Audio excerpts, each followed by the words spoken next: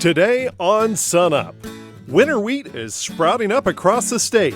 Find out how it looks overall and your best bets for weed control. Plus, our tree expert weighs in on drought damage. Can this tree be salvaged, or is it time for removal? That's today on SUNUP.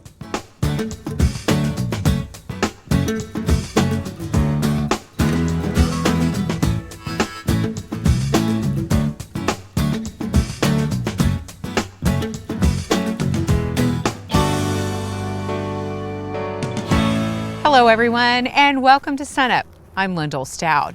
Winter wheat is sprouting up all across Oklahoma, but of course there are challenges for producers this year. We begin with a crop update. Here's SUNUP's Austin Moore.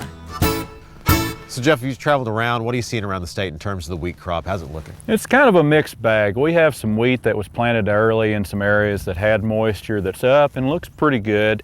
And then we have a lot of wheat that really could use a drink of water. We have partial stands, maybe in areas of the field where there was a little bit more moisture. We have a stand of wheat, but on the terrace ridges, things like that, we don't have a stand. The state as a whole could really use a drink of water right now. We really need some rain to get that final planting of wheat up and going. All right, so now that some folks at least have the stand in, what's the thought now? Other than waiting for rain, what are you looking at doing with your crop? Well, right now we need to be concentrating on managing weeds. If you really go into a retail outlet and you ask someone to spray your field and you don't know what weeds are out there, you've largely lost the battle. So the first step is to know what weeds you have present and make sure you pick the right product to deal with those weeds. Well, let's talk about those. What are the big ones we need to be looking at? The big three, the public enemy #1 in the state of Oklahoma would be Italian ryegrass. That's our big one. It's tough to kill. It's a really tough weed. A lot of our herbicides that we've used historically, your Finesse, Powerflex, things like that, are what we call ALS inhibitors. And most of our ryegrass in the state, you can pretty much assume, is resistant to those types of herbicides. So we're left with Axial XL, or a pre plus post combination, which is a really good way to hit it with a 1-2 knockout punch. Okay. And we have some of that in this field, correct? We do have Italian ryegrass out here, and I mentioned it was public enemy #1. The other two would be cheat and rescue grass. Okay. Now, Italian ryegrass, if you're out in your field, you're looking at it, Italian ryegrass is going to have a real waxy appearance on the leaves. The other thing you'll notice with Italian ryegrass that'll set it apart from some of the other weeds that we've talked about is that it will have kind of a purple reddish appearance at the base. So waxy leaves, purple reddish appearance at the base, and also it's not going to have any hairs. Cheat and rescue grass will both have hairs. So you have to know which weed you're dealing with. In my opinion right now, this would be a good time to hit this field. To take care of the Italian ryegrass. We want to get it while it's small. All of it needs to be up because we only have one shot. So we need all of the ryegrass emerged, but we can still kill ryegrass that is this size. Once it gets really big and starts tillering out and gets well established, it's much tougher to kill. Not much to see. Now with the other two, how do we identify there? You said they do have hairs, so they're a little more like wheat itself. They are. They're kind of tough to identify at the seedling stage. I'm not sure that if you put two plants in front of me, I could identify them just by looking at them. Okay. Cheat generally has a few more hairs, but really what you want to do at the seedling stage is dig up those plants and take a look at the seed. The rescue grass is going to have more of a longer seed with a pointed end on it, and the cheat seed is going to be more rounded. The other thing is take a look at the seed heads of the two and try and remember back to what you saw in the field last year to try and remember which one of those two you have. And it's really important to know which one that you have, because we have herbicides out there that will do a really good job on controlling cheat. We don't really have anything that will do very good on rescue grass. You're going to need to look at rotation or maybe planting a little bit later to try and take care of rescue grass. So if you misidentify the weed that you have out there, you could be spending a lot of money that's not going to do much good at all. Yeah. Now, in terms of resources to help folks make those determinations and really figure that out, we have some stuff online we can show them? We do. At wheat.okstate.edu, there are some resources under wheat management, then weed control. We have a couple of slide sets up there that will give you some pictures of the different grassy weeds and broadleaf weeds, and also a product comparison chart for grass weed control of some of the products that you might use on wheat.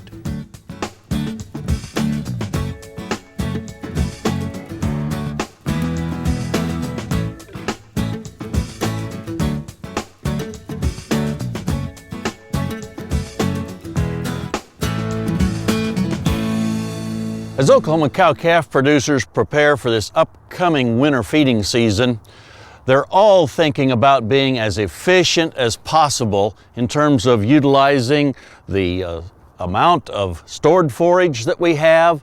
Certainly in many cases the pastures are shorter than normal, and we all know that feed costs that are going to be purchased will be very, very expensive. One of the ways that we can improve our efficiency in our Oklahoma cow herds is by sorting the cow herd and feeding those according to what their nutrient requirements are.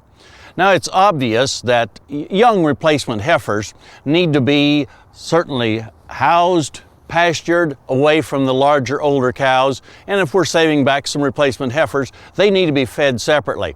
But as we get into that mature cow herd, I think there's at least 3 different groups that we need to consider. First of all, 2-year-olds, those that are having or had their first calf. That's a group of heifers that certainly need excellent nutrition in order to continue to grow, repair the reproductive tract, have a chance to recycle and rebreed on time for next year's calf crop. The next group that I would consider would be those 3-year-olds and the older cows in the herd, those that might be 10 years of age and older that we still want to keep. That's a group that we could put together and feed them separately and make sure that they're getting the nutrition they need to maintain body condition. And finally, then that leaves that group that's in the middle, those cows that are aged 4 through 9 that certainly should be having reached their mature size already. And those are cows that we can supplement according to their body condition and just make sure that they get through the winter season in good body condition so that they're ready to recycle and rebreed. If we only have pastures that we can only have for 2 different groups, then I'd suggest those first 2 groups be put together. Those with the real young cows, the real old cows, put those together and then leave that middle group separate. If we can do this, we can make sure that all of our cattle get through the winter in the best body condition possible given the circumstances that we have presented to us and utilize our feed resources more efficiently. We hope this helps. Hope we get these cows through the winter as efficiently as possible this year, and we look forward to visiting with you again next week on SUNUP's Cow-Calf Corner. 2011 and 2012 have been tough years on plants and trees across Oklahoma, and we have Craig McKinley here to tell us about some of the damage that's been occurring with trees here in Oklahoma. Well, we have had a lot of problems. The last couple of years I've received numerous calls, trees dying in the forest as well as in yards. One of the things that we've noticed, of course, is that once the trees die of drought, then we've got secondary problems. We've had some disease problems, we've had some insect problems.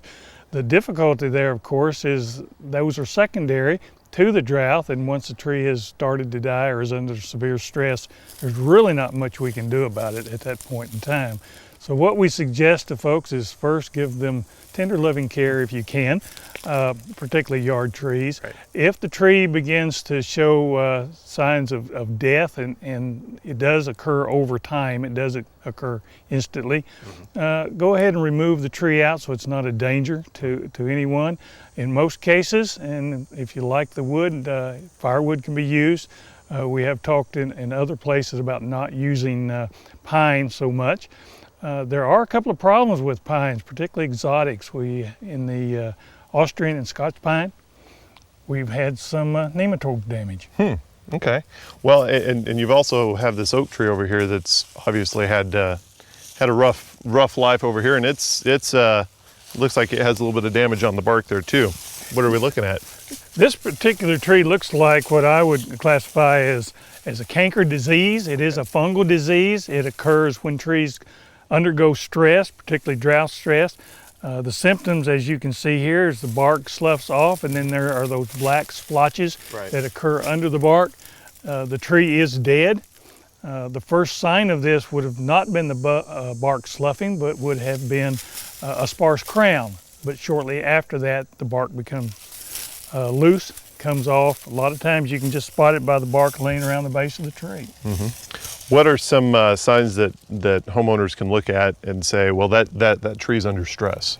Well, I think the first thing you see is a change in the leaves or a change in the needles. They will generally turn more yellow. We term that chlorotic, but it just means that they're turning yellow for lack of chlorophyll production.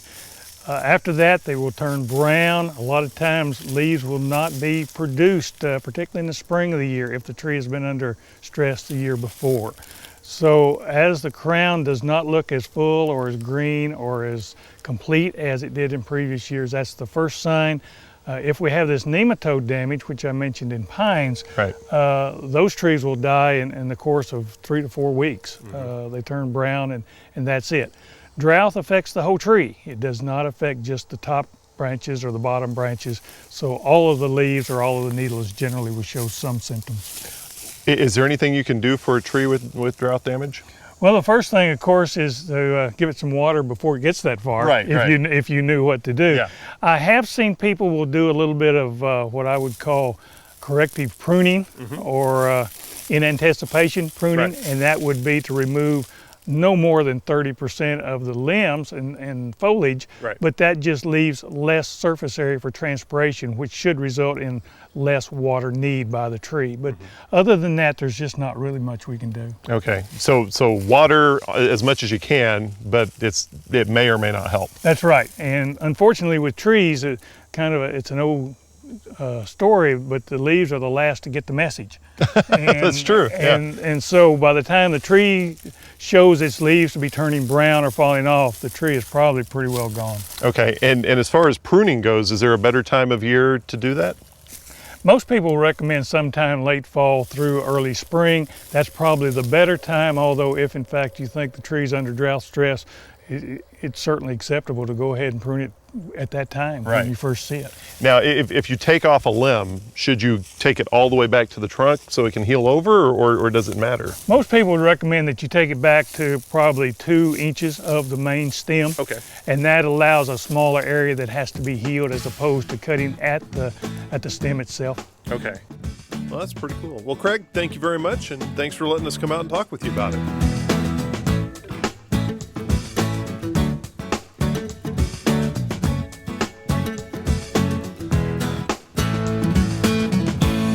Hi, welcome to Shop Stop. Today we want to talk a little bit about putting that mower away or some small engines away for the winter, getting them winterized and ready to sit for a while. Okay, probably one of the first things you want to do is drain the oil. You don't really want to leave that nasty oil in it all winter. It's got some impurities and some things that actually cause some corrosion. So drop that oil, put a new oil in it, make sure you change the oil filter if your engine happens to have one, and make sure you get that filled to the proper level. The other thing you probably want to do, and probably doesn't get done a lot, is drain the fuel out of the tank. So if you can get the fuel out of the tank, instead of have it sit there all winter, or maybe if you can't get it out, then add some fuel stabilizer to it so that so it doesn't start to gum on you. Another thing you can do is check your air filter, make sure it's good and clean. You can blow these, look at your operator's manual, because some of them recommend that you wash them, some of them recommend different types of things, so make sure you check that manual and clean that air filter. If it's damaged, replace it. The other thing is we're dealing with an air-cooled engine here, but if you've got a water-cooled engine, then make sure that your coolant, your antifreeze is at the correct level for the winter that you're going to be facing. And then if it's got a battery on it, it's a real good idea to put a trickle charger on that, and they make these small battery savers that you can get at the auto parts store, If you don't have one of those, well then it's a good idea to at least maybe take the battery out, sit it on a shelf and hit it with your battery charger in for once in a while to keep it up and keep it good for the next season. And then that way, all you have to do is put the battery in, jump on it in the spring, and you're ready to start mowing. That's it this week on Shop Stop.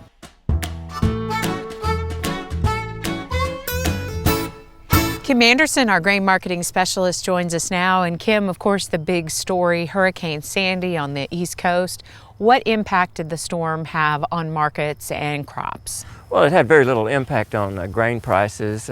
We've got the drought area. We could have used some of the moisture that it brought in but the moisture didn't move far enough west to alleviate any of the drought that's in the U.S. winter wheat areas. Okay. Let's switch gears to talk about wheat prices. Wheat's been in this sideways pattern. You've talked about it a lot. When do you think that's going to end? Nobody knows. The markets are just in a doldrum. If you look at the wheat market, Kansas City Board of Trade December, we've talked about it really since July the 13th, Friday the 13th in July, that it moved into a sideways pattern between $8.69 and $9.57 and hasn't moved out of it since. Right now we're right in the middle of it, and there's no indication it's going to break that sideways pattern anytime soon.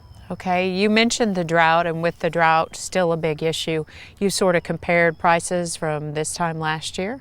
Right, the market's concerned about the 2013 wheat crop. You can see that on the Kansas City Board of Trade December contracts. If you look at the December 13 contract, it's at a 20-cent premium to the December 12 contract. In other words, the market is expecting us to not be able to rebuild wheat stocks next year. Okay, let's talk about corn now. It's also in a sideways pattern. Yes, we got through the corn harvest essentially, and they're planting down in Argentina and Brazil and those areas.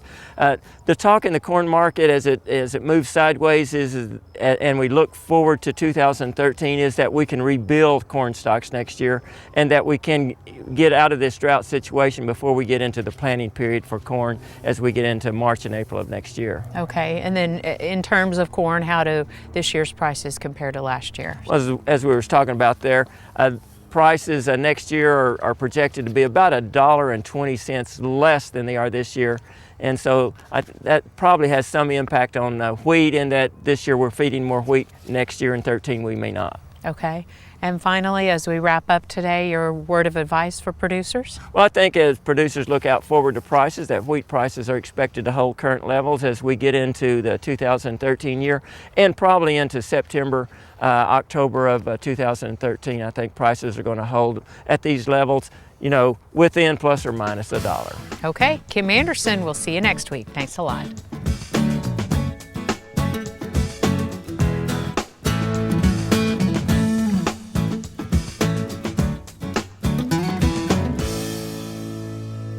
Good morning, everybody. I'm Gary McManus, and this is your Mesonet Weather Report. Well, it's rather fitting that I'm filming this on Halloween, because I'm going to show you some pretty scary stuff. So sit back, relax, and get ready for the horror movie.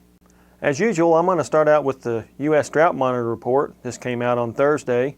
You can see we still have much of the state covered by that extreme to exceptional drought, and with 27% of the state covered by that worst category, exceptional drought.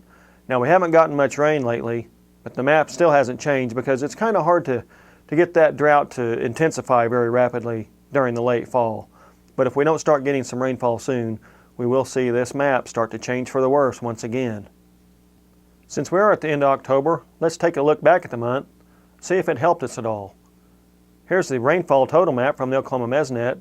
You can see really dry across the state during October, a statewide average of 1.1 inches.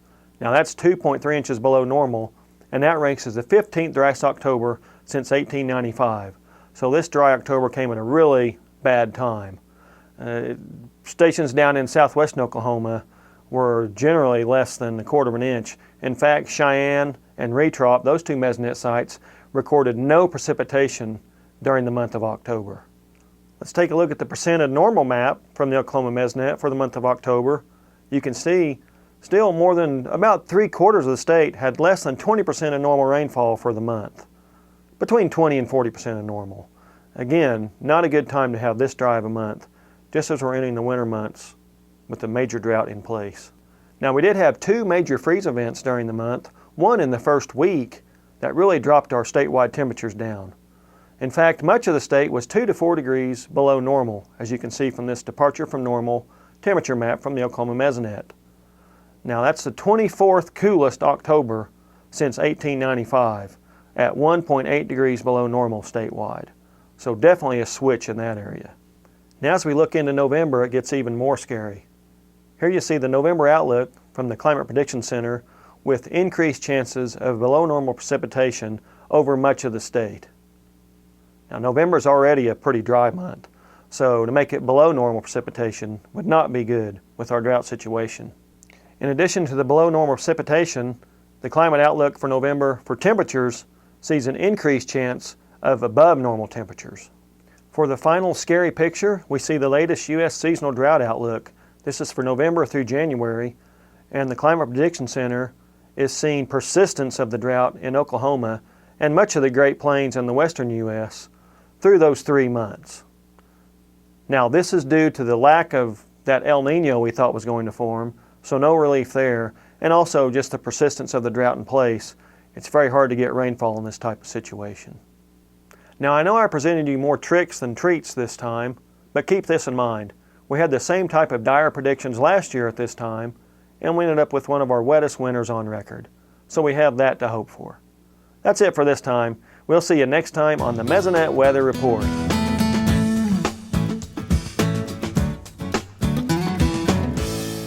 Richard Pratz runs a cow-calf operation in Noble and Payne counties. Typically we'll have 700, 800, 900 bales for the winter.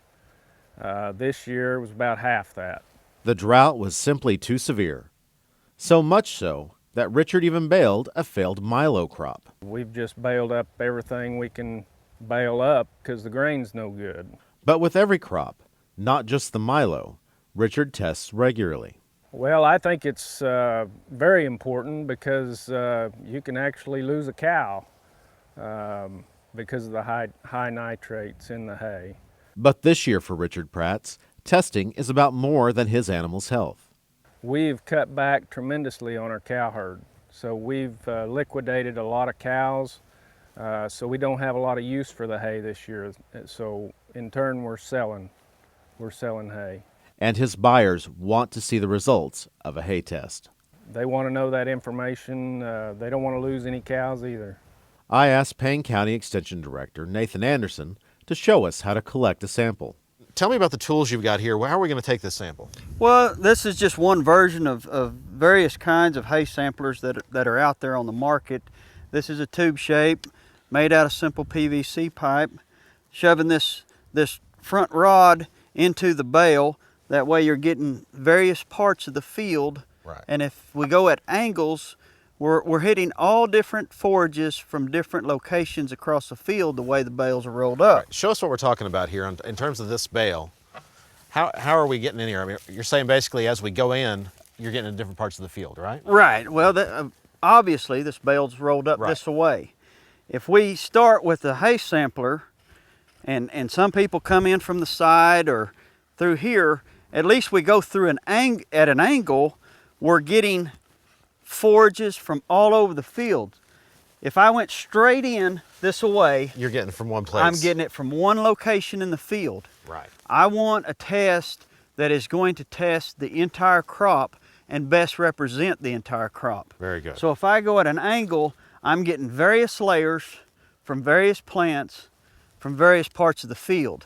And I don't just pull the sample from one hay bale, I will pull it from many bales that are cut from that field. And from different parts of the stack here, obviously, so they're spread out as well. They're going to be spread out and have better representation across the field. Okay. Now with this kind of sampler, how do we get in there, right? Is it just kind of pure force, or pure force? Just shoving that bale in. Okay. That spike, then you got a ramrod and you push it back into this holding tube.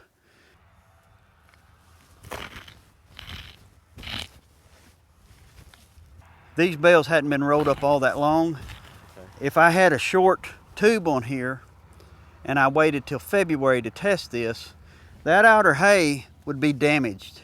Right. it would have some loss of quality. But you know, you want a representation of the To get further in and get further a better in idea and of get what's the in quality forage that's in there. there. Right. All right, so let's take a look at what we've got here.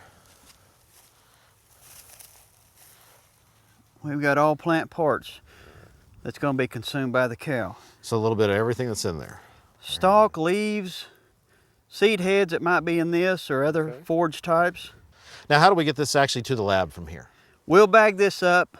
Here in our county, we have to put our county codes on it. Right. It is sent by the county extension educator. Okay. The lab does its work and sends a report back to us. Right. Now, the bag itself, there is a special bag to use, but if a producer doesn't have those, do they get them from y'all, or what do they do? They can get them from us, but you can bring it in your own bag. A gallon-sized bag, Ziploc bag, is a really good volume to bring in when you're getting a good quality hay Just test. good and stuff full of that. That's right. Okay. All right, well, we appreciate your time today, and we'll take that sample in and take a look at it. Thank you very much. Before we leave today, a way for you to finally get rid of those unwanted pesticides on your property. Oklahoma Cooperative Extension is hosting 2 disposal days as part of the Pesticide Safety Education Program. The first is November 13th in Sayre at the Beckham County Fairgrounds, and again November 15th in Dewey at the Washington County Fairgrounds. Both events are from 8 a.m. to 1 p.m. and there is no charge for the first 2,500 pounds. Any type of pesticide is accepted, like herbicides, insecticides, and fungicides, and it's open to farmers and ranchers, nurseries and greenhouses, and certified applicators and dealers. However, anyone with more than 2,500 pounds needs to register in advance.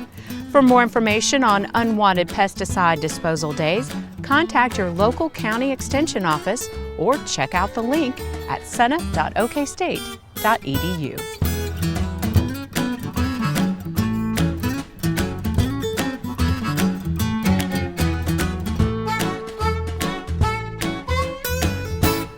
That does it for us this week. Remember, you can find us anytime online at sunup.okstate.edu.